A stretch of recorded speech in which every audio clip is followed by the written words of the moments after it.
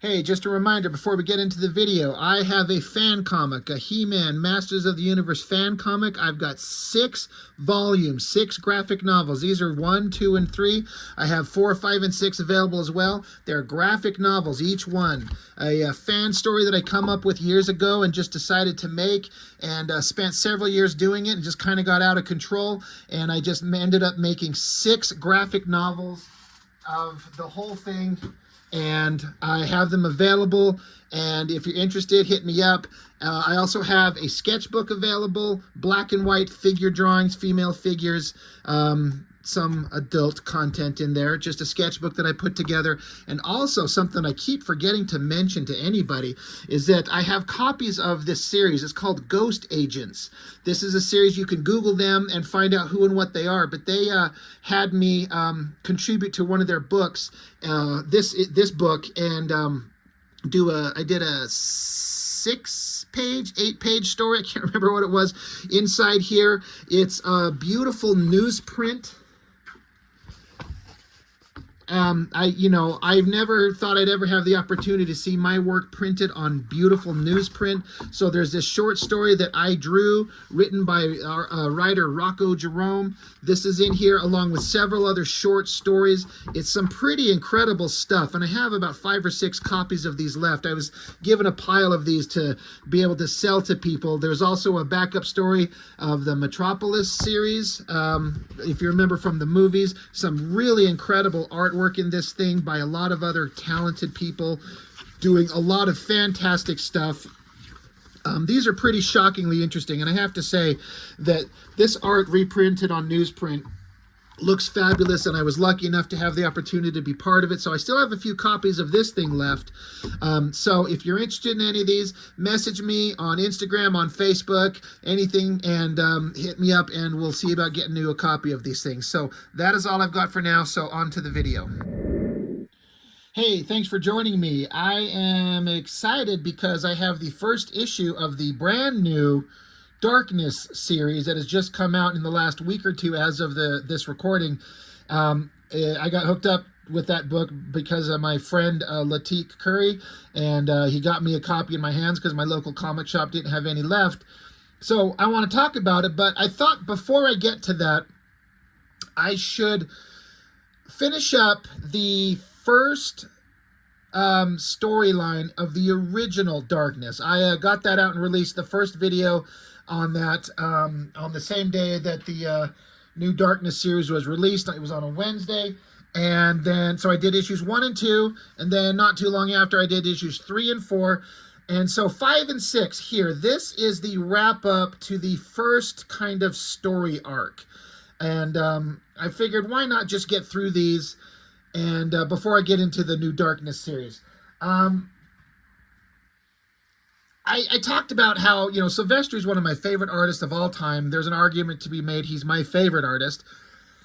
But the one thing that kind of holds me back a little bit is he reached an era where he would start a book and, the first issue would be awesome. And then maybe second issue's good, third issue's good. But then by issues 3, 4, 5... he's getting fill-in artists and having other people do art for him.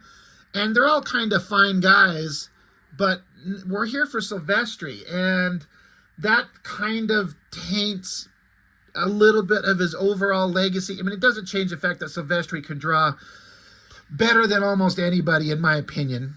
It's just, personal preference and tastes and stuff like that. But you can really tell when his heart's in it and when he's really trying, and you can really tell when he just doesn't fucking care. And we have reached just 5, 6 issues into the Darkness, and he's running out of steam. I don't imagine that I could say he's running out of interest.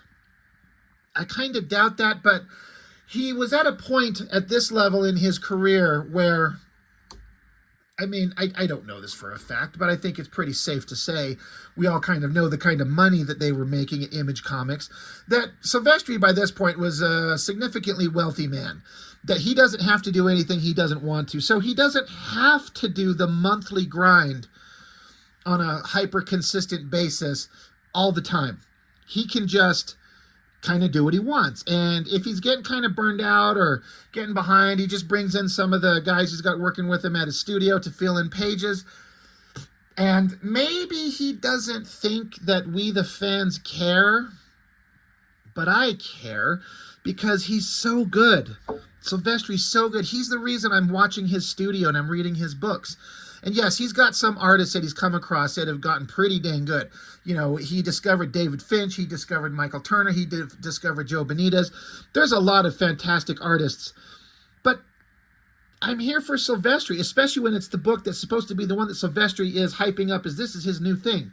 So, this is where the art started to suffer a little bit. You know, there's always going to be a couple of pages where you're like, all right, Silvestri made this one look awesome. There's a couple of pages. But then there's some pages where, he's kind of phoning it in. And then other pages where he just hands it off to some other people. And you're like, oh, God. And if he's not interested, I'm not interested. And this is another example. I liken the darkness to Spawn, where it's visually interesting, it sounds kind of cool, and you get the right artist on it, like McFarlane on Spawn, Silvestri on Darkness. Visually, it'll look incredible. But once the artist that I'm interested in doesn't care or bails or hands it off to someone else, then all you've got, if, I'm not there for the artist, unless you're really, really lucky and the artist taking over is just absolutely phenomenal. But how can you be more phenomenal than Silvestri? You can't be. So if the artist that you love is not doing it or not doing it at the level that they used to, and there's fill-in artists, all you're left with is the story. And do you love the story? And I'm like, no, not at all. Like there's some parts that are kind of memorable, but as I go back and think about it, the memorable parts are because of the art. Or there's some silly joke or some really extreme graphic violent situation that happens. But do I give a shit about these characters? No, not in the fucking slightest, not one little bit. There's nothing here that I care about. It's like, I've got another book. When I do my videos here, when I do my channel, I usually, best case scenario, I sit down and I dig through all my books and find different ones that I'm going to talk about and set them out, and depending on what it is, I might reread it for the first time in years, or I might read it for the first time ever. And sometimes there's books where I'm like, I'm not going to reread this again because I know there's nothing there that's worth reading. Like this shit. I have read them before. I've flipped through this book a million times back in the day, but I don't need to reread it because there's nothing there. I mention that because I had dug out a bunch of books. And like I said, if the artist you're not digging is gone, all you're left with is the story. You better hope the story's really fucking good. And this has got Garth Ennis on it, but it's not that interesting to me. And so, digging through all my books to do videos, I just dug out and reread issue 1 of Supreme Power. What an absolutely fascinating story. So interesting. It's drawn by Gary Frank, who's fucking incredible, but he's very different from Silvestri.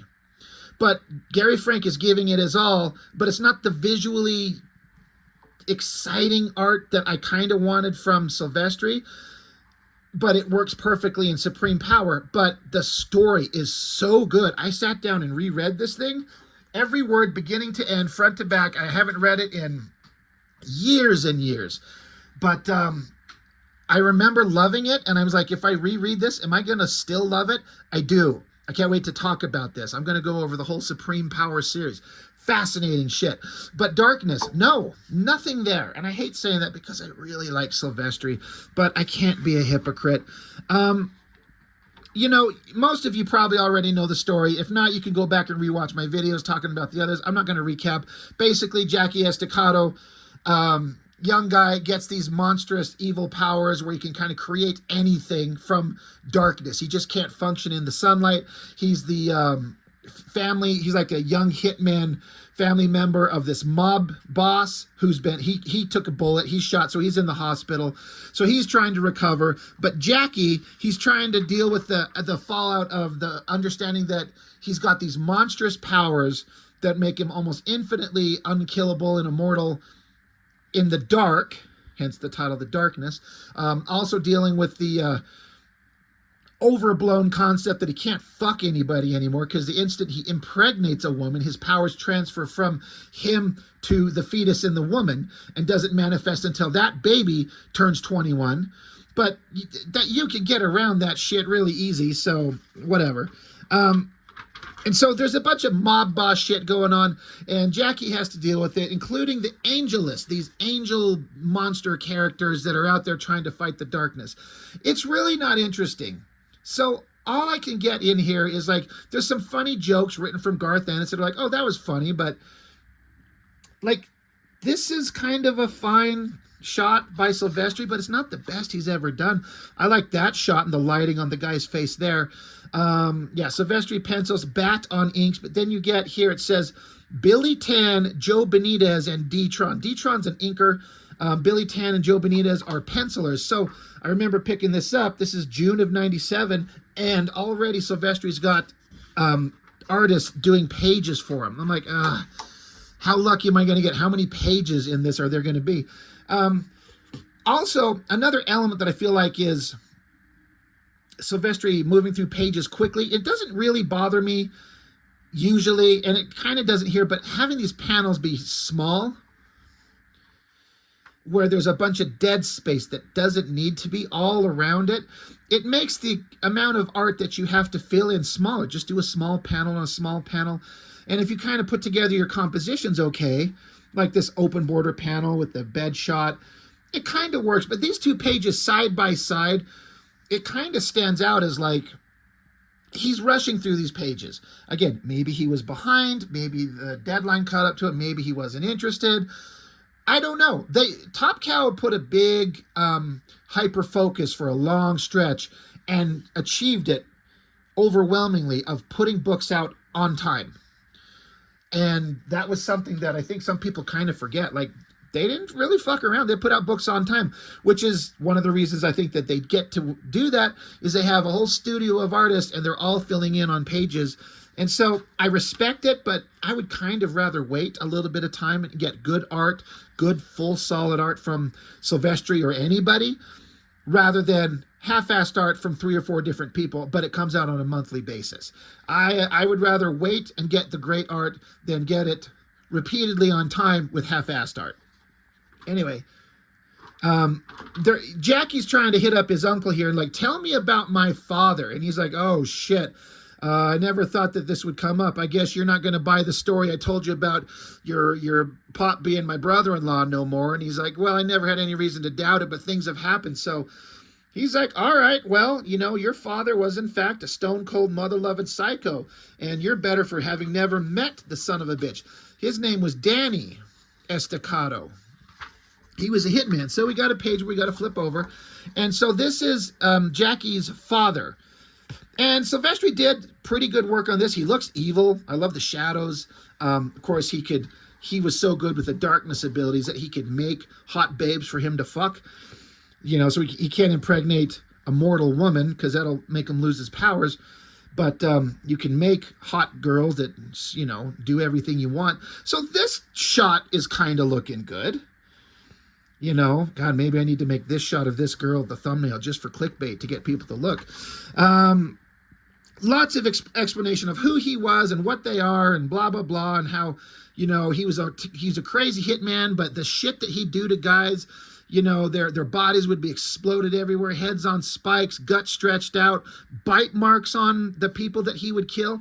And so he's like, I didn't understand how or why your father did all this really fucked up shit. We didn't ask.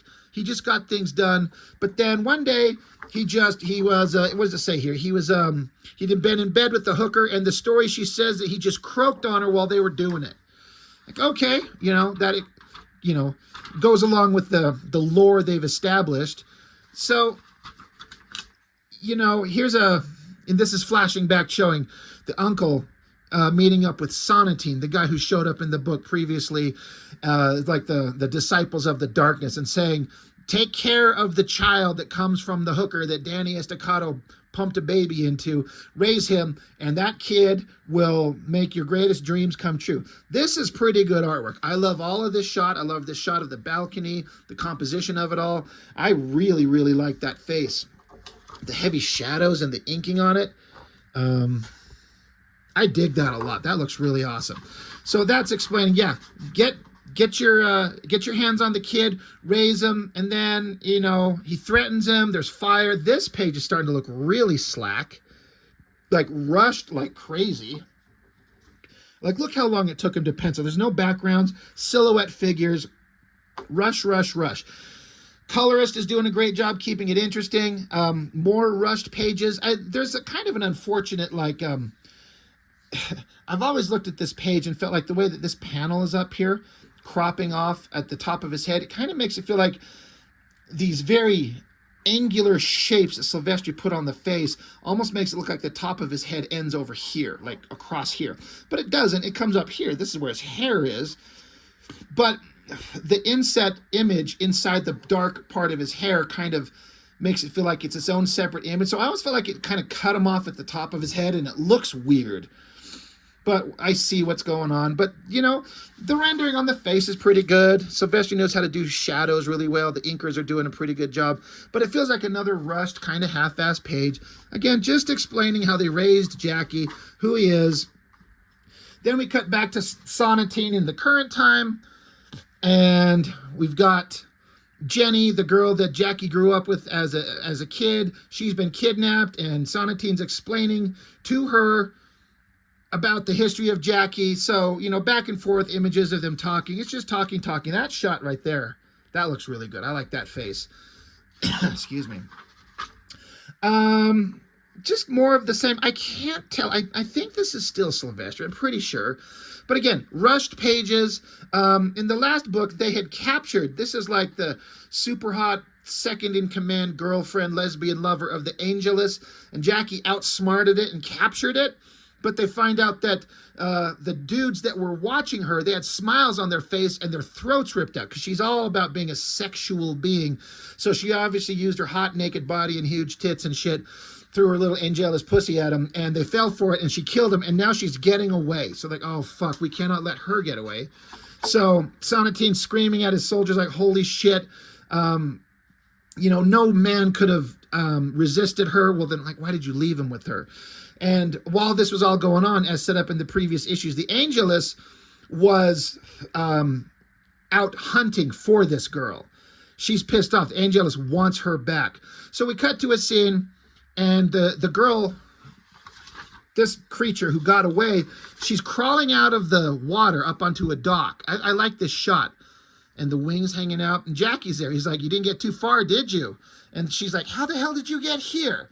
And he said, I just happened to be in the area. I got a phone call, said you might be headed this way. Saw you fall in the drink, laughed my ass off. Get in the car, huh? So I guess she's tired and worn out, and she couldn't quite make it, and so she fell into the water, so she's crawling her ass out. So I always thought that this was an interesting choice.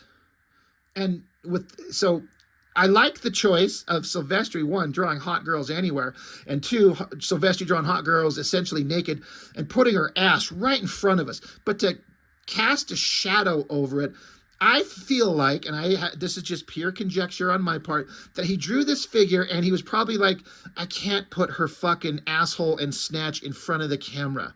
Like, she's wearing weird gothic, you know, metal thorny underwear or something like that. But, you know, when it's a thong, it's essentially a bare ass. And I bet you he decided after the fact, I better shade this in. I wish he would have had the balls just to fucking have it on there. This feels completely out of place.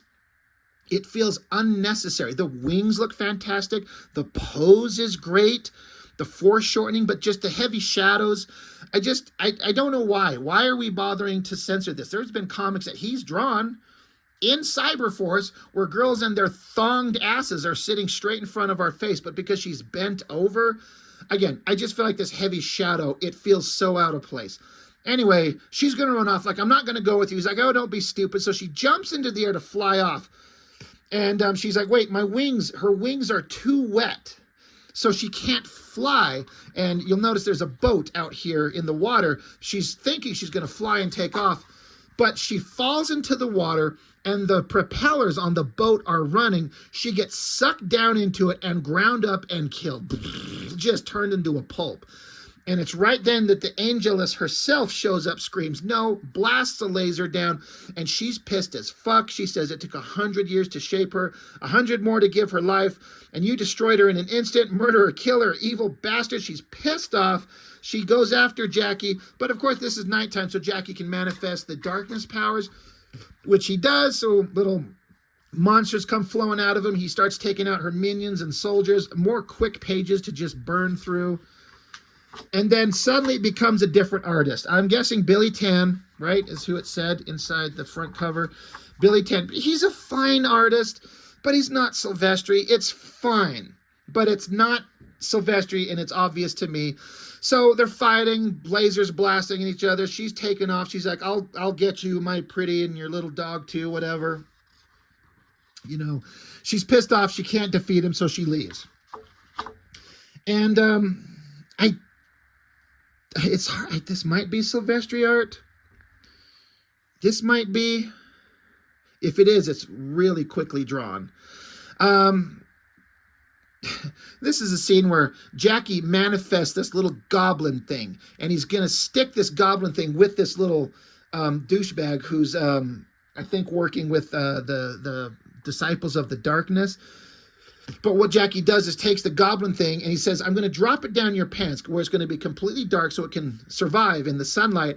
And if you ever are caught lying to me, I'm going to have my little goblin guy bite your fucking balls off. So this is his way to keep him under his control, be a kind of a spy for Jackie, and have him always tell the truth. It was kind of funny. This little goblin thing, he manifests itself. He says, hey, you ugly bucket of sick. He says, you crap stain, you scummy little nose pick, you stupid son of a whore. So his little foul-mouthed little goblin thing. And so he's saying, Jackie's saying, yeah, you're gonna be my little spy. You're gonna keep your mouth shut or I'll have my little goblin guy bite your dick off. So they just kind of keep going through that whole thing, whatever. The Angelus, she's lying out somewhere. She's pissed off at the darkness. So then we get, this is a Joe Benitez page. He was doing Weapon Zero for Top Cow. I know his art anywhere. It's a very softer and smoother art style. I really like it. He's one of the guys who was like a primo first-rate artist. I kind of feel like he's never really got the shine that he should. He's off doing, as far as I know, his Lady Mechanica series, which I've never really read, but the art always looked amazing. But, you know, in a studio that had David Finch and Michael Turner, Benitez was one of these guys that could and should have a big blow up for the amazing work that he can do. But anyway, it just, whatever, back and forth with the characters, yell, scream, fight, drama. It was at the end of the book. Oh, yeah, it says to be continued. I mean, it's not really that interesting. So, you know, that was 5. Number 6, a half-assed cover if ever I saw one. This is far, far from the best thing Silvestri's ever done. And to put it on a cover, I'm just kind of like, ugh, really? So, and something was interesting to me here. So you got Silvestri on pencils. Inks, you got Bat, Livesay, Billy Tan, Richard Bennett, Danny Meeke, and Marlo Alquiza. But backup pencilers, Cedric Nocon, pages 18 through 24. That's like half the book. Well, not half the book, maybe a third of it. But still, I know Cedric. You know, I've seen him online. I've spoken to him a couple of times. Nice guy. I forgot 100% that he had drawn anything for Top Cow. I know that he did stuff for Liefeld and Extreme, drawing Supreme. And then he ended up heading over to Top Cow at some point, or rather Wildstorm. Got hired by Jim Lee and did some issues of Wetworks. But when I was flipping these open here to go through them, I remembered once I saw it, I'm like, oh, right. I completely forgot. So Cedric, if you're watching, dude, that's awesome. I'd be interesting to know how you kind of got this gig, because you're following Silvestri. Like, he must have been really happy with your work to put you on, you know, to follow him. That's a hell of a thing. So that's awesome. And, you know, Cedric's work, this is 97. I'm pretty sure by this point he's been done working for Extreme Studios. And, you know, I kind of feel like some of those guys probably weren't given, or definitely at Extreme Studios, weren't given any art direction. And when you get around someone like a Jim Lee or Mark Silvestri, they're going to art direct you and give you direction and just help further your career. And that's awesome. I think it's awesome that Cedric got to draw some of this book. And his work, I mean, obviously, like anybody else, it's not Silvestri, right? But I was kind of surprised because I know I haven't seen a lot of his work. I'm aware of what he's done, but I haven't seen a lot of it. But it's not bad at all. It's, you know, it's pretty dang good for a guy to follow up Silvestri. It's as good as any of the other fuckers that were drawing the book. So, you know, he can hold his head high, in my opinion, being as good as the other guys that were drawing the book and anybody else that worked at the studio. You know, everyone, there's different artists with different skill levels and varying degrees. You know, you got your Finches and your Michael Turners as like the guys right below Silvestri, but then everyone else, they're all pretty good. Anyway, so the first 17 pages by Silvestri, the first 9 inked by Bat. So this should, in theory, be a little bit better art. And Billy Tan, pages 10 and 11. Danny Miki, 12 and 13. It's just all over the place. They're just definitely handing out pages everywhere. So, end of an era. So there's the Angelus. That's pretty good. Jackie's looking pretty awesome. You know, some kind of final confrontation for the original storyline here. You know, it was all gangster fights and stuff like that, but now we're ending on the supernatural elements with the Angelus versus the darkness. So it's just kind of okay fighting and stuff. It's not bad. It feels like this is Silvestri at like 50% power, 75% power for the most part. It's fine, but it's not great. This is all okay. Sonatine's freaking out. He's like, "You're dead, you bastard. Your mothers are all whores." And then down here, he's like, "What in the name of unholy vomit is going on down here?" Because he thought he had a plan, but the plan's going sideways in a big way. It's not going the way he wanted it to. Darkness and Angelus are down in the bowels of wherever the fuck they're at, so they're fighting there. That's kind of an okay shot of the darkness standing, like it's fine. You know, and I'm sure people could look at that and go, "Are you fucking kidding me? What do you mean it's fine?" And when I say fine, kind of implying it's not the best, it's just kind of so-so. I mean that in terms of as contrasted against the best that Silvestri can do, and that's not it. It's just okay. But again, Silvestri's okay is anyone else's holy shit, the best thing they've ever done. But he's the darkness, and he's spewing out winged goblin monsters that they're just trying to munch down the Angelus character. She's getting buried, but then she, you know, buried under goblin things, but then she does a bright blast of light, trying to vaporize him. Jenny, the girl, she's trying to get away. I don't know. The guy with the little goblin down his pants, he gets his dick cut off because he fucked up. More fighting, kicking. God, she's sitting on top of him like she's fucking him, which, I mean, I'll get that book. Jackie rips her wings off, which is kind of gruesome. Just shreds her wings off. That's, you know, kind of an interesting shot of the girl there. Bam. I wish the pages were numbered so I could tell exactly when Cedric took over and Silvestri is not drawing it. It's kind of hard to tell. I mean, I guess I could count, but I don't know if page count includes the ads, which I don't think it does. So what do we got? The first 17 pages are Silvestri. So 1, 2, 3, 4, 5, 6, 7, 8, 9, 10, 11, 12, 13, 14, 15, 16, 17. So in theory, this should be where Silvestri ends. And this is, I guess, where Ced would take over. I guess. Yeah, they're fighting. Whatever. Jenny's fighting Sonatine. She kicks him in the balls. That's fine. She falls over a cliff. Jackie catches her down here. She doesn't know that it's him, so he takes the mask off his face, and she's like, "Holy shit, Jackie, that's you." I gotta say, if this is a Silvestri page, what is it, page 16? Who inked that? Is that...